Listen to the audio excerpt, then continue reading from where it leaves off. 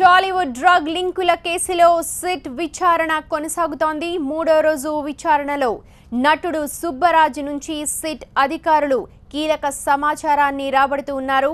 Lunch break వరకు 3 గంటల పాటు ఏకదాటిగా విరామం కూడా లేకుండా సాగిన ఇంట్రాగేషన్లో సుబ్బరాజుకు 30కి పైగా ప్రశ్నలు సంధించినట్టు సమాచారం. ముఖ్యంగా కెల్విన్తో సుబ్బరాజుకు పరిచయం, కెల్విన్ పూరీల మధ్య డ్రగ్ వ్యవహారంపై ప్రశ్నించినట్టు తెలుస్తోంది. ఇక మీరు డ్రగ్స్ తీసుకుంటారా, మీ ద్వారా ఎవరికైనా డ్రగ్స్ను చేరవేశారా అని సూటిగా ప్రశ్నలు సంధించింది సిట్. పూరి బ్యాంకాక్ టూర్, కెల్విన్తో ఫోన్ చాటింగ్ వంటి అంశాలను కూడా ప్రస్తావనకు తీసుకొచ్చింది సిట్. ఇక లంచ్ బ్రేక్ తరువాత మళ్ళీ సుబ్బరాజుని సుదీర్ఘంగా ప్రశ్నించే అవకాశం ఉంది.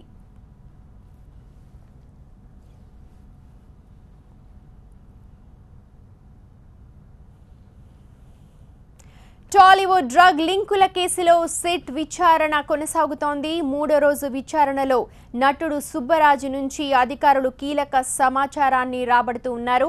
లంచ్ బ్రేక్ వరకు 3 గంటల పాటు ఏకదాటిగా సాగిన ఇంట్రాగేషన్లో సుబ్బరాజుకు 30కి పైగా ప్రశ్నలను సంధించారు. ముఖ్యంగా కెల్విన్తో సుబ్బరాజు పరిచయం, కెల్విన్ పూరీల మధ్య డ్రగ్ వ్యవహారంపై ప్రశ్నించినట్టు తెలుస్తోంది.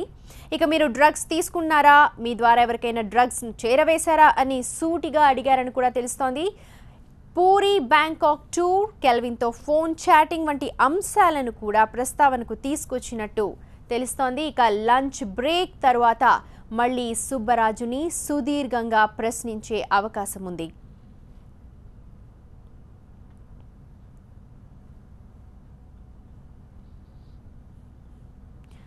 సుబ్బరాజుకు దాదాపు 60 ప్రశ్నలను సంధించే అవకాశం ఉంది. లంచ్ బ్రేక్ కంటే ముందు 30 ప్రశ్నలు సూటిగా ప్రశ్నించారు. డ్రగ్స్కు మీరు వాడారా, లేకపోతే మరెవరికైనా సరఫరా చేశారా అని సిట్ ప్రశ్నించింది. అలాగే మీరు ఎవరికైనా డ్రగ్స్ను అందించారా అని కూడా సిట్ ప్రశ్నిస్తోంది. పూరి, కెల్విన్ తరచుగా ఎక్కడ కలిసేవాళ్ళు, మీకు వారికి ఎలాంటి సంబంధాలు ఉన్నాయి, పూరితో పాటు మీరు కూడా బ్యాంకాక్ వెళ్ళారా, పూరికి సంబంధించి ఎలాంటి ఇన్ఫర్మేషన్ మీకు తెలుసు, బ్యాంకాక్లో పూరి ఎక్కడ ఎలా గడిపేవారు, ఏమన్నా ఇన్ఫర్మేషన్ మీకు తెలుసా, అలాగే కెల్విన్తో పూరి టచ్లో ఉంటారని మీకు ఇన్ఫర్మేషన్ ఉందా, పూరి ఇంట్లో డ్రగ్స్ పార్టీల్లో మీరు పాల్గొన్నారా లేదా, అక్కడ ఏమైనా కెల్విన్ని చూసారా, ఇండస్ట్రీలో పబ్ కల్చర్, డ్రగ్ కల్చర్ గురించి వివరాలు చెప్పండి, అలాగే ఇండస్ట్రీలో ఎవరెవరు డ్రగ్స్ తీసుకుంటారో మీకు ఏమైనా ఇన్ఫర్మేషన్ ఉందా అన్న ప్రశ్నల పరంపరను సిట్ సుబ్బరాజు ముందుంచినట్టు తెలుస్తోంది. పూర్తి వివరాలు మా ప్రతినిధి విజయ్ అందిస్తారు. విజయ్, దాదాపు 4:30 గంటలుగా సుబ్బరాజుని ఎక్సైజ్ ఎన్ఫోర్స్మెంట్ అధికారులు విచారిస్తున్నారు. పూరి ఇంట్లో చాలా సార్లు కూడా పార్టీలో పాల్గొన్నట్టుగా సుబ్బరాజు ఒప్పుకున్నాడు. కానీ ఇంకా డ్రగ్స్ కి సంబంధించిన వ్యవహారంలో నా పేరు ఎందుకు బయటకు వచ్చిందో మీరే చెప్పాలంటూ ఎక్సైజ్ అధికారులు ముందుగా అడిగాడు. కానీ ఎంటైర్ ఉన్నటువంటి ఎవిడెన్స్, ఎందుకంటే ఈ రోజు ఉదయం నుంచి కూడా మనం చూస్తున్నాం, అనేక మంది సినిమా తారలు కెల్విన్తో దిగినటువంటి ఫొటోస్ బయట పెడుతున్నారు. సిట్ దగ్గర ఉన్న సాక్ష్యాలే ఆ సెల్ఫీలు ఏ రకంగా తీసుకున్నాడు, నీకు అసలు పరిచయమే లేకుంటే ఒక వ్యక్తితో ఎందుకు మీరు సెల్ఫీలు తీసుకుంటారనేది ప్రస్తుతం సిట్ చూస్తాం. అయితే మేము చాలా సినిమా తారలము, మాకు అనేక మంది వచ్చి ఫోటోలు దిగుతుంటారని చెప్పే ప్రయత్నం చేస్తున్నారు. కానీ వాళ్ళ దగ్గర సాక్ష్యాలు ఉన్నాయి. కెల్విన్ మొబైల్లో ఉన్నటువంటి ఫోన్లు, కాల్ రికార్డ్స్ కావచ్చు, లేకపోతే ఆడియోకి సంబంధించినటువంటి, ఎందుకంటే ప్రతి కాల్ కూడా ఆయన రికార్డ్ చేస్తున్నాడని కూడా సిట్ అధికారులు చెప్తున్నారు. అవన్నీ కూడా అనలైజ్ చేసిన తర్వాత కొంతమంది కాల్స్ కూడా ఉన్నాయి, దాంట్లో వాట్సాప్ చాట్స్ ఉన్నాయి, మెయిల్స్ ఉన్నాయి, టెలిగ్రామ్ సంబంధించిన చాట్స్ కూడా ఉన్నాయి. కాబట్టి అన్నిటి సాక్ష్యాలను దగ్గర పెట్టుకుని ఎవరైనా ఈ సుబ్బరాజు కావచ్చు, నిన్న జరిగినటువంటి శాంకే నాయుడు, పూరి జగన్నాథ్, మొత్తం ఈ ముగ్గురిని కూడా ఆ సాక్ష్యాలను ముందు పెట్టుకునే సిట్ విచారించింది. ఇప్పుడు కూడా అటు సుబ్బరాజును కూడా అనేక విధాలుగా ప్రశ్నించింది. లేకుంటే కెల్విన్ తో ఏ రకంగా పరిచయం ఉంటే ఎటువంటి పరిచయం, నిజంగా ఈవెంట్స్ లో కావచ్చు, అనేక పార్టీల్లో కెల్విన్ తో ఎన్నిసార్లు మీరు కలిసి పాల్గొన్నారు, కెల్విన్, పూరి జగన్నాథ్ కలిసిన సమయంలో మీరు ఎప్పుడైనా చూసారా, ఈ విషయాలన్నింటి కూడా ప్రస్తుతం సుబ్బరాజుని విచారిస్తుంది. దాదాపు 4:30 గంటలుగా విచారణ కొనసాగుతుంది. 10 గంటలకు వచ్చినటువంటి సుబ్బరాజు డైరెక్ట్ గా ఎక్సైజ్ ఎన్ఫోర్స్మెంట్ కార్యాలయంలోని సిట్ ఆఫీస్ కు వెళ్లారు. అక్కడే సిట్ బృందం అతన్ని విచారిస్తుంది. కొద్దిసేపు క్రితమే లంచ్ బ్రేక్ ఇచ్చారు. ఆ తర్వాత మరీ తిరిగి విచారణ ప్రారంభమైంది. రైట్ విజయ్, ఎక్సైజ్ శాఖ నుంచి నోటీసులు అందుకున్న 12 మంది ప్రతి ఒక్కరు ఒక్కొక్కరు చొప్పున సిట్ కార్యాలయానికి వస్తూ ఉన్నారు. ఇవాళ సుబ్బరాజు వంతు డ్రగ్స్ వ్యవహారంపై ప్రతి ఒక్కరు కూడా సిట్ అడిగిన ప్రశ్నలకు సమాధానాలు ఇస్తూ ఉన్నారు. తమకు ఎలాంటి డ్రగ్స్ అలవాటు లేదు అని ఇప్పటికే నోటీసులు అందుకున్న వారు చెప్తూ ఉన్నారు. అయితే బయట ఎవరు ఏం చెప్తున్నా, ఎలాంటి ఊహాగానాలు షికారు చేస్తున్నా ఆబ్కారీ భవన్లో ఏం జరగాలో అదే జరిగిపోతోంది. కెల్విన్ గ్యాంగ్ ఇచ్చిన సమాచారం, కాల్ డేటా, వాట్సాప్ మెసేజ్లు, బ్యాంక్ ఖాతాల వివరాలు, ఇలా పక్కా ఎవిడెన్స్తో సిట్ అధికారులు పావులు కదుపుతూ ఉన్నారు. క్రాస్ ఎగ్జామినేషన్లో నిజాలను నిర్ధారిస్తూ ఉన్నారు. ఈ క్రమంలో ఎట్ ఎనీ మూమెంట్ అరెస్ట్ల పర్వం కూడా తెరపైకొచ్చే అవకాశం ఉందనే చర్చ జోరుగా జరుగుతోంది. సిట్ అధికారులు కెల్విన్తో సుబ్బరాజు దిగిన సెల్ఫీలను చూపట్టడంతో అతను కంగు తిన్నట్టు తెలుస్తోంది. సెల్ఫీలు, బ్యాంక్ ఖాతాలు, పూరి, కెల్విన్ ఇచ్చిన సమాచారం ఆధారంగా సుబ్బరాజును అనేక కోణాల్లో ప్రశ్నించారు సిట్ అధికారులు. పూరి, కెల్విన్ మధ్య సంబంధాలు, బ్యాంకాక్ టూర్, కెల్విన్తో చాటింగ్, డ్రగ్ బట్వాడా, మనీ ట్రాన్స్ఫర్ వంటి అంశాలపై సుబ్బరాజును ఆరా తీసినట్టు తెలుస్తోంది. అలాగే ఇండస్ట్రీలో పబ్ కల్చర్, డ్రగ్ కల్చర్ ఎప్పటి నుంచి మొదలైంది, ఇందులో ఎవరెవరు ఏ రకంగా ఇన్వాల్వ్ అయ్యారు, డ్రగ్స్ తీసుకోవడంతో పాటు డ్రగ్స్ను మార్కెటింగ్ చేసే నెట్వర్క్ ఏమైనా ఉందా, మీరు ఎవరి నుంచైనా డ్రగ్స్ తీసుకున్నారా, ఎవరికైనా డ్రగ్స్ చేరవేశారా, మీకు పరిచయం ఉన్న కెల్విన్ స్కూల్, కాలేజ్ పిల్లలను డ్రగ్స్కు బానిసలు చేస్తున్నాడనే సంగతి మీకు తెలుసా అని ప్రశ్నించినట్టు సమాచారం. డ్రగ్స్ మాఫియా కింగ్ పిన్ కెల్విన్తో టాలీవుడ్ లింకులపై ఎక్సైజ్ ఎన్ఫోర్స్మెంట్ పక్కా ఎవిడెన్స్తో ఇంట్రాగేషన్లో దూకుడు పెంచుతోంది. మొన్న పూరి, నిన్న శ్యామ్ కే నాయుడుని ప్రశ్నించిన సిట్ ఈరోజు సుబ్బరాజును ఆరా తీస్తోంది. రేపు తరుణ్ వంతు. పూరి, శ్యామ్, సుబ్బరాజు సహా నోటీసులు అందుకున్న 12 మంది కెల్విన్తో దిగిన సెల్ఫీలు సిట్ చేతిలో ఉన్నాయి. ఏ ఉద్దేశంతో కెల్విన్ ఈ సెల్ఫీలను వాడాడు, డ్రగ్ మార్కెటింగ్ని ప్రమోట్ చేసుకునేందుకా అనే కోణంలో కూడా కూపి లాగుతూ ఉన్నారు సిట్ అధికారులు. ఒక్క సెల్ఫీ జీవితాలను తారుమారు చేస్తుంది. ఈ నిజమే ఇప్పుడు టాలీవుడ్ని షేక్ చేస్తోందని చెప్పాలి. కెల్విన్తో ఫోటో షూటే తెర వెనుక డ్రగ్ దందాకు స్పాట్ పెట్టింది. కెల్విన్ ఉత్సాహంగా సెల్ఫీలు దిగిన టీం ఈ డజన్ డ్రగ్ కేసులో ఎక్సైజ్ సిట్ నోటీసులు జారీ చేసింది. నాట్ ఓన్లీ సెల్ఫీస్, సదరు 12 మంది బ్యాంక్ అకౌంట్లపై కూడా ఎక్సైజ్ ఎన్ఫోర్స్మెంట్ పూర్తి నిఘా పెట్టింది. ఈ క్రమంలోనే డైరెక్టర్ పూరి ఖాతా నుంచి కెల్విన్ అకౌంట్లోకి మనీ ట్రాన్స్ఫర్ అయినట్టు గుర్తించారు అధికారులు. ఇక విచారణలో పూరికి 100కు పైగా ప్రశ్నలు సంధించింది సిట్. ప్రధానంగా కెల్విన్ ఖాతాలోకి డబ్బులు పంపడంపై ప్రశ్నల పరంపరతో ఆయన్ని ఉక్కిరి బిక్కిరి చేసింది. డ్రగ్స్ కోసమే డబ్బులు పంపారా అని సూటిగా అడిగింది. అయితే ఈవెంట్ ఆర్గనైజ్ చేసినందుకు డబ్బు పంపినట్టు పూరి వివరణ ఇచ్చాడు. ఇక మిగిలిన 11 మంది బ్యాంక్ ఖాతాల వివరాలు కూడా సిట్ దగ్గరున్నాయి.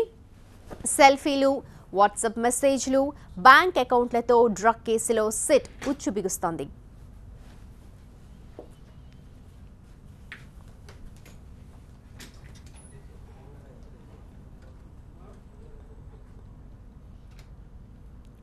ఇవాళ మూడో రోజు సుబ్బరాజు వంతు. ఇవాళ ఉదయం 10 గంటలకు సుబ్బరాజు సిట్ ఆఫీస్కు హాజరయ్యాడు. అబ్కారీ భవన్ ముందు 10 గంటలకు వచ్చి 3 గంటల పాటు ఏకదాటిగా ఆయన సిట్ అధికారులు ప్రశ్నలు కురిపించారు. వాటన్నిటికీ కూడా సమాధానం చెప్పినట్టు సమాచారం అందుతోంది. ప్రస్తుతం లంచ్ బ్రేక్ అయిపోయింది. లంచ్ బ్రేక్ ముగిసిన తర్వాత మళ్ళీ విచారణను కొనసాగించారు.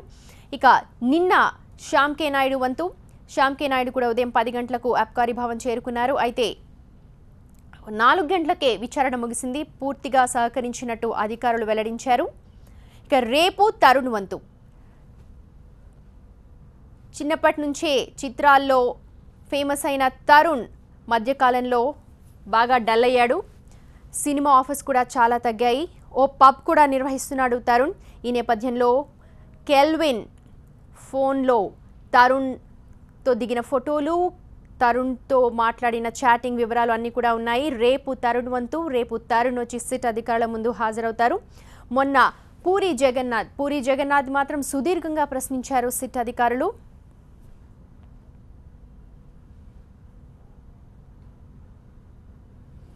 డ్రగ్స్ హబ్గా హైదరాబాద్ మారుతోందా? మాదక ద్రవ్యాల అమ్మకాలకు మంచి మార్కెట్గా తయారవుతోందా? పరిస్థితులు చూస్తూ ఉంటే అలాగే అనిపిస్తోంది.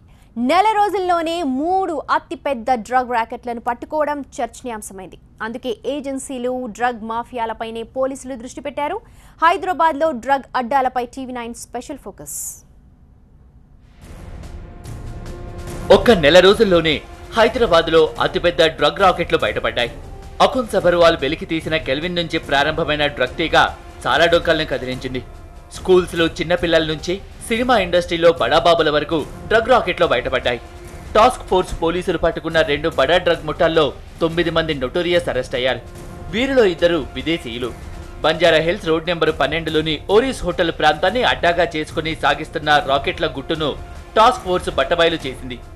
గోవా లాంటి కేంద్రాల నుంచి విచ్చలవిడిగా నగరాన్ని ముంచెత్తుతున్న మాదక ద్రవ్యాల వ్యాపారం ఏ స్థాయిలో సాగుతుందో బహిర్గతమైంది. 300 గ్రాముల కొకేను, 42 గ్రాముల MDMA మరియు 27 LSD, ఒక వేయింగ్ మిషన్, అట్లాగే cell phone and car recover చేయడం జరిగింది. డ్రగ్కు హైదరాబాద్ అడ్డాగా మారడంలో ఇక్కడున్న మార్కెట్లే కీలకంగా కనిపిస్తోంది. దేశంలోని అనేక మహానగరాల స్థాయిలో ఒక కీలకంగా ఉన్న హైదరాబాద్ మార్కెట్ను టార్గెట్ చేసుకుంటున్నారు డ్రగ్ సూత్రధారులు, పాత్రధారులు.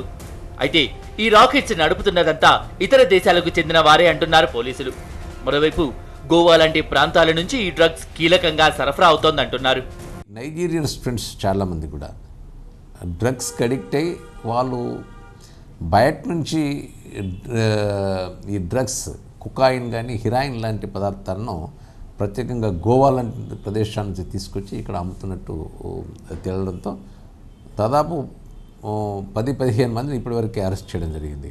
అంటే ఒక వెస్ట్ జోన్ పరిధిలోనే. హైదరాబాద్ను అడ్డాగా చేసుకుని డ్రగ్ మాఫియా వ్యాపారాలు చేయటమే కాదు, చివరికి ఇక్కడి నుంచి డ్రగ్ తయారీలకు పాల్పడుతున్న ఘటనలు ఉన్నాయి. ఇదే విషయాన్ని గతంలో పోలీసు విభాగంలో ఈ రాకెట్ల గుట్టు బయట పెట్టిన అధికారులు స్పష్టం చేస్తున్నారు. మరోవైపు ఇంత పెద్ద స్థాయిలో సాగుతున్న డ్రగ్ వ్యాపారాలపై మరింత సీరియస్ యాక్షన్ ఉండాల్సిన అవసరం ఉందంటున్నారు. హైదరాబాద్లో డ్రగ్ తయారు చేయడం కానీ వినియోగించడం కానీ ఇవాళ కొత్త కాదు. డ్రగ్ను తయారు చేసి విదేశాలకు సరఫరా చేసిన సందర్భాలు ఉన్నాయి. ఈ పబ్ కల్చర్ వచ్చిన తర్వాత, ఈ స్మార్ట్ ఫోన్ వచ్చిన తర్వాత దీని వినియోగం విపరీతంగా పెరిగిపోయింది. ఈ విషయంలో ప్రభుత్వాలు కఠిన చర్య తీసుకోవాలి. తీవ్ర చర్చకు దారితీస్తూ రోజుకో కొత్త డ్రగ్ ముఠాలు బయటపడుతున్న నేపథ్యంలో తెలంగాణ డ్రగ్ కంట్రోల్ అధికారులు కూడా వీటిపై ప్రత్యేక టీంలను ఏర్పాటు చేశారు. నార్కోటిక్ డ్రగ్స్ తో పాటు వివిధ డ్రగ్స్ అమ్మకాలు ప్రిస్క్రిప్షన్ లేనిదే అమ్మితే కఠిన చర్యలు తీసుకునేలా ప్రత్యేక డ్రైవ్లు చేస్తున్నామంటున్నారు రాష్ట్ర drug director Amrutha Rao. Drug control authorities అందరి డ్రగ్ ఇన్స్పెక్టర్లు కూడా మేము తెలియజేసింది ఏంటంటే, ఎక్కడైనా కానీ ప్రిస్క్రిప్షన్ లేకుండా H1 డ్రగ్స్ అమ్మితే వాళ్ళ మీద డ్రగ్స్ అండ్ కాస్మెటిక్ యాక్ట్ పరం చర్యలు తీసుకున్నామని ఇన్ఫార్మ్ చేయడం జరిగింది. అన్ని మెడికల్ షాప్స్లలో H1 drugs, H drugs compulsory prescription అని తెలియజేయడం జరిగింది. ఇప్పుడు మా వాళ్ళు కూడా వాటి మీద కాన్సన్ట్రేట్ చేసేసి ఇన్స్పెక్షన్ చేయడం జరుగుతుంది. అందుకే ఈ రాకెట్ల గుట్టు బయట పెట్టేందుకే అన్ని వైపుల నుంచి ముప్పేట దాడి సాగుతోంది.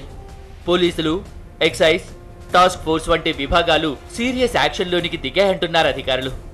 రాష్ట్ర ముఖ్యమంత్రి కేసీఆర్, హైదరాబాద్ పోలీస్ కమిషనర్ మహేందర్ రెడ్డిలు డ్రగ్ మాఫియాపై చర్యల కోసం స్పష్టమైన ఆదేశాలిచ్చామంటున్నారు. పబ్బులు, క్లబ్బులకు నిర్దిష్టమైన సమయాలను పెట్టడంతో పాటు నిరంతర నిఘాతో పాటు హుక్కా సెంటర్లపై ఉక్కుపాదం మోపుతున్నామంటున్నారు. పబ్లో కూడా ఈవెన్ దాన్ని లిమిటెడ్ టైమ్స్ గౌరవ సీఎం గారు, సిపి గారు మాకు ఆదేశాలు ఇవ్వడం జరిగింది. ఎట్టి పరిస్థితుల్లో 1 o'clock లోపల ప్రతి పబ్ కూడా క్లోజ్ కావాలి అనేది ఎన్షూర్ చేస్తాం. తెల్లవారుజామున కూడా కొంతమంది తాగిన వారు అలవాటు వారు యూత్ని తీసుకొచ్చి ఇంట్లో ఒక రూమ్లో వేసి అందరూ హుక్కా తాగుతున్న సందర్భంలో దాన్ని బలవంతంగా మేము తెరిపించి వాళ్ళను ఈవెన్ కేసెస్ కూడా నమోదు చేయడం జరిగింది. స్మార్ట్ సిటీగా ఎదుగుతున్న హైదరాబాద్ నగరానికి ఒక శాపంలా మారిన డ్రగ్ అమ్మకాలు, వినియోగంపై ఒక సీరియస్ యాక్షన్స్ ప్రారంభమయ్యాయి. అయితే వీటి మూలాలను మరింత లోతుగా బయటపెట్టి చర్యలు తీసుకున్నప్పుడు మాత్రమే ఈ డ్రగ్ మాఫియా నుంచి నగరం విముక్తి కలుగుతుందనే అభిప్రాయం అంతా వ్యక్తం చేస్తున్నారు. మహానగరాన్ని మాయిగాళ్లు మత్తులో ముంచేస్తున్నారు. డ్రగ్స్ అమ్మకాలతో దడ పుట్టిస్తున్నారు. హైదరాబాద్ నగరం విద్యా ఉద్యోగాలకే కాదు, డ్రగ్స్ కూడా హబ్బుగా మారుతున్న పరిస్థితులపై ప్రభుత్వం, పోలీసులు సీరియస్గానే స్పందిస్తున్నారు. అయితే మత్తులో చిత్తవుతున్న ఈ మహానగరానికి మరింత కఠినమైన ట్రీట్మెంట్ ఇవ్వాల్సిన అవసరం ఖచ్చితంగా కనిపిస్తోంది. కెమెరా పర్సన్ రమేష్తో గణేష్, TV9 హైదరాబాద్.